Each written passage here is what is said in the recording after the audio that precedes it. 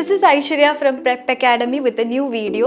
So, ഇന്ന് നമ്മൾ discuss ചെയ്യാൻ പോകുന്നത് സിമ്പിൾ പ്രസന്റ് ടെൻസ് ആണ്, which is the easiest tenses among all of the others. പക്ഷേ a bit confusing too. So, let's look at some of the usages. So, first നമ്മൾ simple present tense use ചെയ്യുന്നത് habitual ആയിട്ടുള്ള activities പറയാൻ വേണ്ടിയിട്ടാണ്. നമ്മൾ സ്ഥിരമായിട്ട് ചെയ്തുകൊണ്ടിരിക്കുന്ന കാര്യങ്ങൾ, like I wake up at 6 AM in the morning, അല്ലെങ്കിൽ ഞാൻ സ്ഥിരമായിട്ട് ആപ്പിൾ കഴിക്കാറുണ്ട്, I eat an apple every day. നമ്മൾ എന്നും ഡെയിലി ഹാബിച്വൽ ആയിട്ട് ചെയ്യുന്ന ആക്ടിവിറ്റീസ് പറയാൻ വേണ്ടിയിട്ട് you can use simple present tense.